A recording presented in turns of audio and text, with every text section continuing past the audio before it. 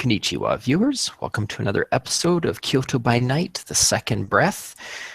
This afternoon, evening, morning, late night, Pink Fox has sought out the Mandarin of her Dharma, Musashi, in hopes of gaining a little bit of perspective and a little bit more training as she is trying to utilize the common Shintai of her Dharma, the flesh Shintai. And being a shape changer extraordinaire, Musashi is very much well educated in that discipline. So he will have taken you from far from sight towards the mountains, which the name of which escaped me, but where the monkey enclave is. And en route, he is having you do some exercises that are kind of pushing the limits of your dexterity and your stamina in trying to hop and run and chase through the trees. So I'll have you make a dex acrobatics or dex athletics, depending upon whichever one you've got. Athletics for this one. Okay. So dex athletics at standard difficulty. There we go. I do have perfect balance if that falls into play. That would fall into play if you had any tens. All successes then. But you're able to keep up with him. His limbs seem to almost flow like water as he is avoiding any branches, any rocks, any outcroppings along the forest floor. He is trying to push your pace and get a little bit more flexibility out of you. So the better you're doing, then he's kind of switching his route to get to a more difficult course. But you managed to follow him without tripping or falling too much behind him, and he gets you up the mountainside so the two of you can discuss, train, meditate together. And probably by this point, Pink Fox, well, her endurance probably isn't as good as she would like it to be, though she has been doing quite a bit of training. And I do mean training this month. So yes, she's probably she's probably surpassed herself a little bit more than she expected herself to. But then again, as in real life, as it is for her Dharma, nothing gained, nothing ventured. Nothing ventured, nothing gained. Excuse me, I got that wrong there. I'm not quite as enlightened as I thought I was. That's the whole point that we're here, isn't it? So yeah, Pink Fox probably at that point she's probably panting a little bit. Probably a few droplets of sweat pacing down her face and along her items of clothing. Maybe smudging the makeup a little bit, maybe just a little bit. But, either way, she's there. She's feeling good about herself. She's alive. Well, that's a lie, but getting there. He is breathing heavy. He's not gasping or panting for breath, but he is breathing heavy for the exertion and the level of yang energy that he processes. It does keep him that much more in touch with mortality. So he does actually sweat. He does exhibit things like tears and panting and blinking. So he's catching his breath a little bit because he was trying to push himself as well. Very well. You did good keeping up there. Yeah, it was fun, exhilarating. Yeah. I've had a lot of that this month. Well, there's been a lot to go around. I don't know if you really pick up on the news or anything like that. Um, not unless it's something that I have to. I don't think it'll really bother you all that much, unless you're really into current affairs. Anyway. Mm. No, my woo mates tend to let me know if there's something that I really need to worry about, and uh, so I don't pay too much attention. No. Not right now. I guess I used to, but once things started getting a little bit crazy and hectic, about 150 years ago or so, I just was like, you know what, whatever. If it's important, they'll let me know. Yeah. Pink Fox will probably try and think back. Well, it's 2005. Well, it's nearly 2006. 150. Yeah, that's a long time. My knowledge of the Japanese history is probably about the same as Pink Fox's. So yeah. Well, she probably has a vague idea of what happened at the time. But either way, yeah, she probably kind of looks up, thinks for a second. She's like, "No, nothing's coming." Well, if it's important, they'll probably tell you, so I won't bore you. No problem. How's the hatchling that I gave you? Oh my god. He's coming through. He took my advice and he's growing. I mean, I had to take like an alternative route with it, but he took my advice and he's going for it. He's living his life. He's going for the thing which is going to let him live his life the way that he wants it to. It was only a small step for him, but I think that, given time, he'll learn to live life. He'll learn to not be afraid. Well, that is the goal. That is the plan. Is the path that seems to be right for him to regain his proper place in the wheel. Mm. And yourself, how is your footing? How is your gait? Well, I've been doing a lot more, exercises this month, and it helps when you got a good partner as well. But I done a lot more stretching, a lot more, fast movements and things like that, because kind of need that. Okay, well, there was one thing. Yes. I thought I came close to enlightenment about maybe a week and a half ago, but it just didn't come for whatever reason. It's like this. I've got this. Let's say it's another little experiment, as it were. I want them to kind of with the same, with the other mortal.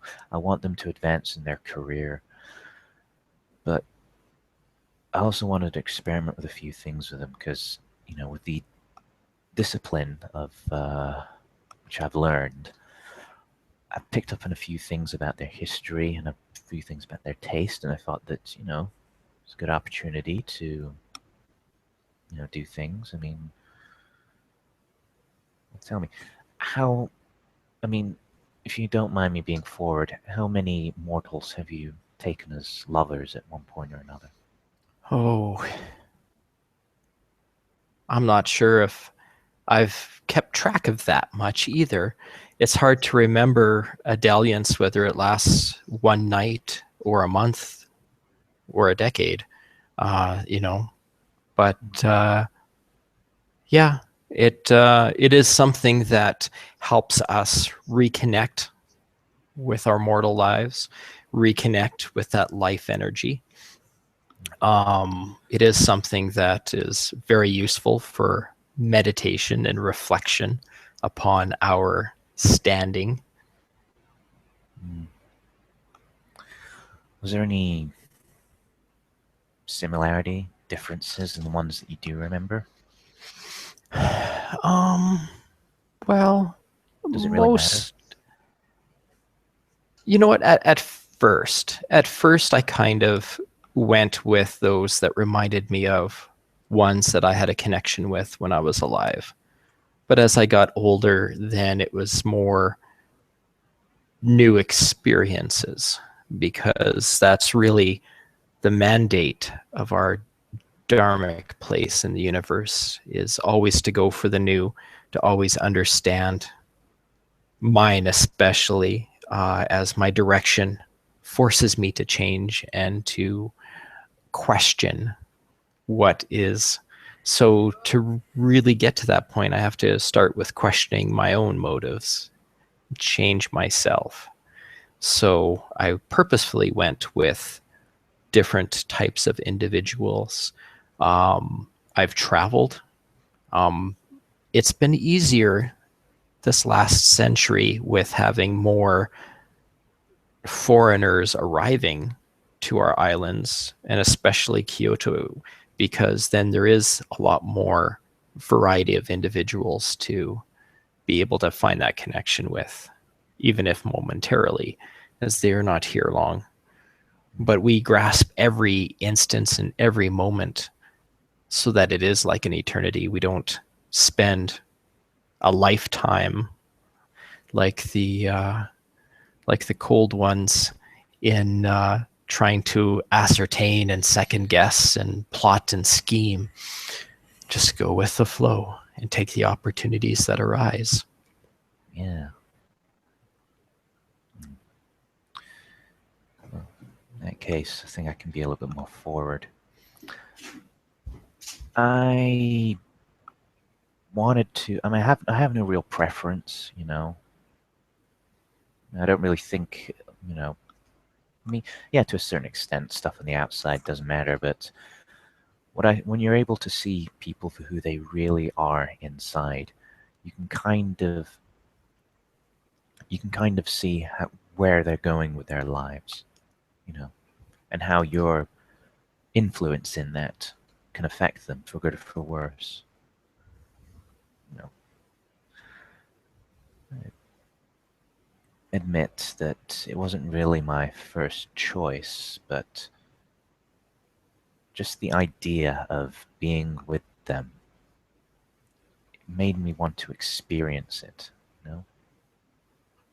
It didn't matter what where they came from, or other things like that. But I think in their case, they had a very bad introduction to the whole, you know, the whole naughty stuff that we sometimes do. She does have kind of like a little smirk and giggle on there. But Those precepts of nice and naughty is so cute to hear somebody make reference to. You will grow out of that conceptualization. There's no naughty or nice. There's no good or evil. It just is. Well, I'm actually kind of what actually surprised me the most, because I always kind of envisioned that, foreigners were kind of a lot less prudish. I think that's the word. But they're more. I think they're more career conscious than anything else, or maybe they're just not their. Maybe they just had their own expectations. Well, I think in a lot of ways, those are the kind that end up permanently coming or semi-permanently coming here. My experiences with foreigners is that they are kind of fit the stereotype that you hear about. However, that's when you deal mostly with tourists wandering your forests, or staying at hotels and inns nearby. If you're dealing with foreigners that are actually residing in Kyoto, you probably are going to encounter those that don't quite fit our preconceptions and assumptions.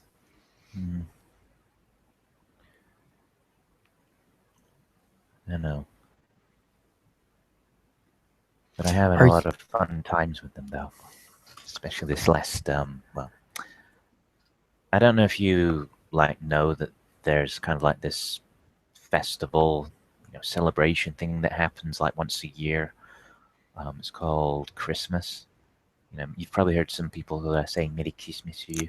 Yeah, I have yeah, encountered that yeah. It's kind every few years. it's kind of a thing, and we exchange presents and things like that. And one of the presents, I think, well, we had a lot of fun with that, and yeah, um, it was more of a well, it kind of brought me back to the kind of thing which I'd seen you do. It's not exactly the same thing. Sorry. Um, well, with flesh and tie, you can pretty much change anything about yourself. You don't just have to take a human form, right? Yeah, eventually it's a lot more skill is involved to mimic the beasts of the wild, but it is possible. And you can also kind of mix and mash things, can't you?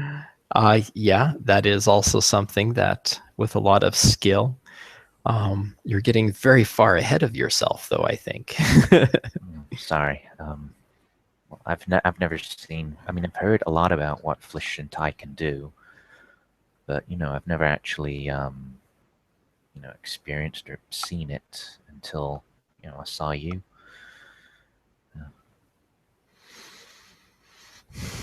Yeah. Yeah, there's a lot that between, well, I mean, you've met my minions that I have been able to fashion out of my body.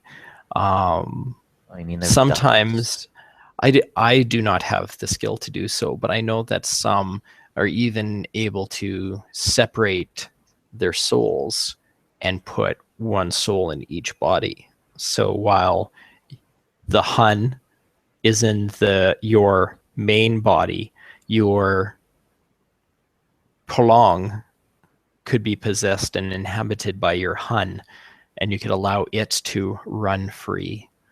Um, that is something that perhaps I'll learn someday, but I have not. I've been more focused with being able to channel chi through my body and modify the physical form to experience life differently and to attune myself with that of the Scarlet World.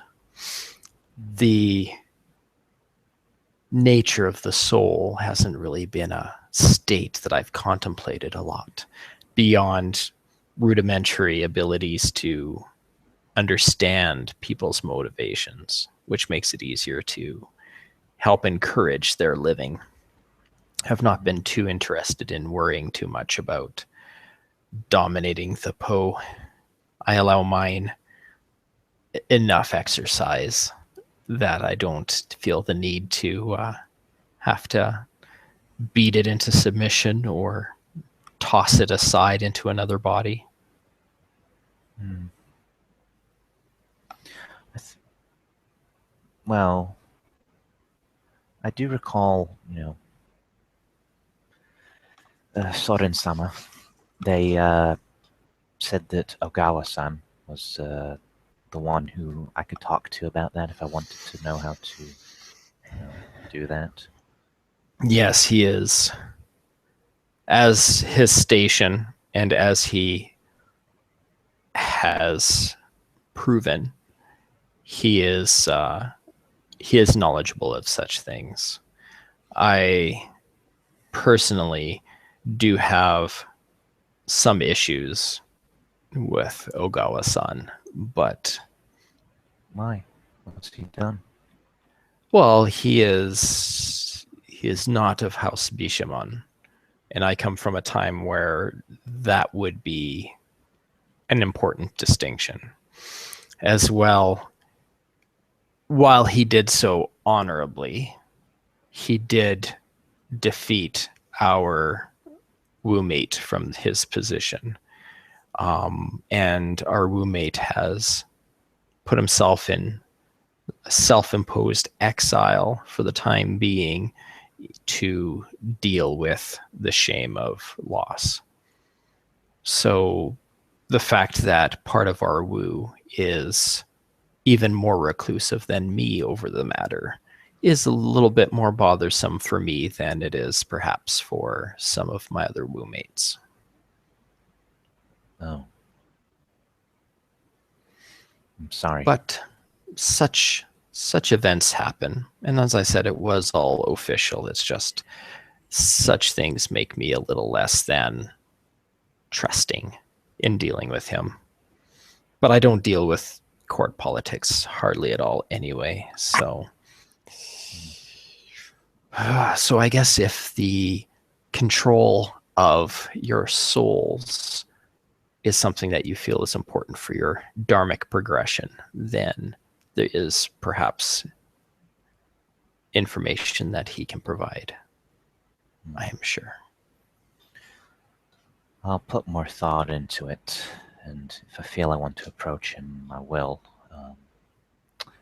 For now, I think it would be dharmically, it'd be dharmically sensible of me for me to at least learn the fundamentals of flesh and tie. Something that I can work on. Very well. Long. Let's practice some combat katas. I will prepare myself. I want you to try to strike me.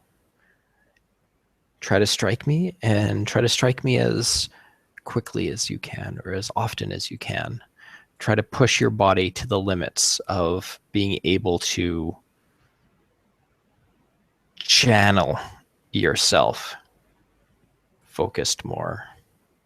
Perhaps next time we will try dancing to music that's getting increasingly faster. But I think for right now, let's do some combat training. Will I have to keep my clothes on for the dancing? No, you can remain as you are. Okay. Pink Fox will probably get up and, well, she's probably already loosened off somewhat, and she'll adopt like somewhat of a relaxed pose, and yeah, Dex Brawl, correct? Yeah, Dex Brawl or Dex Martial Arts. If you've got any disciplines like Yang Pramana or whatever that you want to utilize, that's up to you. He's in a more active spot, so he's kind of bouncing on his feet, his preparatory movements is constantly flowing. He's got his hands close to each other, but they're kind of like fidgeting as he's kind of hopping, adjusting his weight as he prepares to, well, basically he's just going to try to parry. Okay. Incoming strike. 4 successes. Oh, you might have. Those ones are probably going to. Yeah, he doesn't quite block you. It's a very, very fortunate first strike. Okay. So how many successes went through? 2 successes went through. Okay, so that's 4 dice. I'm pretty sure that whatever the fuck damage that I roll, he is going to soak this with a tremendous amount of dice. Roll 3. You never know. He doesn't soak a single one. Boom, 3. Yeah, Pink Fox will probably be like. But it's bludgeoning, so. So yeah, you half the damage. So yeah. Yeah. So he went to block, but he was swinging from the other way, so he actually directed your fist, and you nailed him square in the face instead of missing him in the shoulder.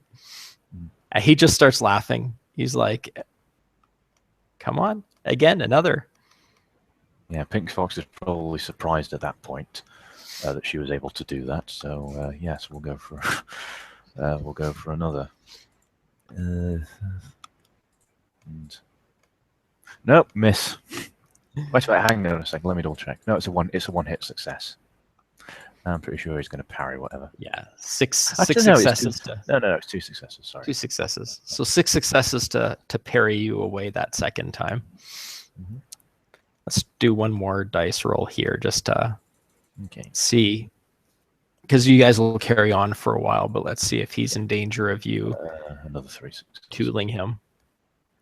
And yeah, you managed to sneak through again. I don't think he's got anything that's... No, he doesn't have anything that's going to help him out. So, right, so just another 2 successes go through. Yeah. Okay. Nope, nothing. Grazing shot. Grazing shot. Okay. So yeah, so you guys, he's getting you, and he's kind of like twirling around so that you're always kind of moving as you're doing so. And every now and then, he'll make comments about like, faster or try harder. You kind of missed, but he's just parrying. He seems fairly confident that it would not be a auspicious time to strike back or to do anything that would be potentially damaging to you. Yeah. And then at one point, then he will move very quickly when he does the parry, and then he will sweep with his leg, but catch you as you're falling and kind of drop you down on the ground with him hovering over top of you. And he's like, all right, there is a shack. It's a safety spot about a little ways down the side of the mountain. After we watch the sunrise, go there, because I'm sure that you will not survive the walk back to my lair. But let's watch the sunrise together, and I want you to meditate on what we've discussed today. I want you to meditate on the situation the other day where Den eluded you, because sometimes it's reflecting on situations from a different context. But mostly I want you to meditate on watching the sunrise. And he gets up, and then he kind of stretches in such a way that he must be using flesh sentai, because his limbs shouldn't be able to stretch at those angles. And then he puts himself in a very meditative pose where, again, he's got his limbs crossing over and wrapped around each other in ways that shouldn't be possible. But he's facing eastward on the top of the mountain and just kind of hopping in place. And you can see that the horizon is starting to get a little bit lighter. Mm-hmm. You would know that you can last 10 minutes in direct sunlight. Okay. So. Right. Pink Fox will do exactly as he's said, and, Okay. Are you going to try, like, how are you going to position yourself for your meditation, or? Not the same way that he has. Yeah, she'll probably might do the lotus position, as it were. Okay. I mean, I can't think of any other meditative position myself. No, that's okay. I wasn't sure if she was going to try to do anything or try to mimic him, or just, if she was basically just going to kind of dance. Like what? So I wasn't sure what she was doing. Well, I could do the striptease dance, but I don't think that would really be appropriate for this situation. Plus, plus as soon as she starts going running to the shack, that probably might. There might be an early morning jogger that yeah. I mean, I'm not saying that they might not. They want the blood to go pumping to the right muscles. Let's just say. Yeah, channel everything in the right spot. Yes, it's the way of the Yang. But yeah, I suppose that's what she'll probably do, barring anything else that common sense would suggest. Okay, not a problem. So you can see the light start to get a little bit brighter, a little bit brighter.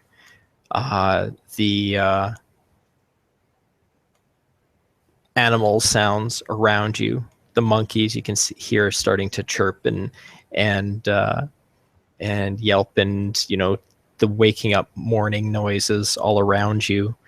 The energy, you can feel the life energy just kind of flowing around as the forest begins to wake up, as the sun crests over the horizon and its bright light shining down upon you, a sight that you haven't seen much or seen in a while. And but the warmth and the joy of the sunlight blaring down upon you is it feels good to be able to have the eye of heaven fall upon you. You know that this would be the sixth tenet of your dharma, to enjoy the sunlight, to not be a stranger to it. And how long do you choose to stay in the sun before you go to try to seek shelter? I think the customary for this, common sense would tell me that the customary one for greeting the sun, as it were, is 3 mortal heartbeats. Okay. And we do have 10 minutes, and I'm assuming that I can hopefully get there within 10 minutes. So. Okay. So if you want to roll your yang, I will roll your po. Okay. And let's see what inspiration you get from the sunrise. Nothing. Okay. It's a very disheartening walk as you go to the shack for the day, as enlightenment has once again escaped you. Perhaps Musashi's just got a different viewpoint on things and isn't going to be able to be that inspirational for you. Yeah, it's a shame. But we'll have other opportunities. For certain. As you look over your shoulder at your Mandarin, he has not moved at all. He seems to be spending a little extra attention to the sunrise at this time. He no doubt is able to spend a lot more time watching and seeing the sunrise before he has concern about such things as rotting away. So he is in no hurry to flee to safety. And at this point then, we will end scene. So thank you, viewers. Sayonara. Sayonara.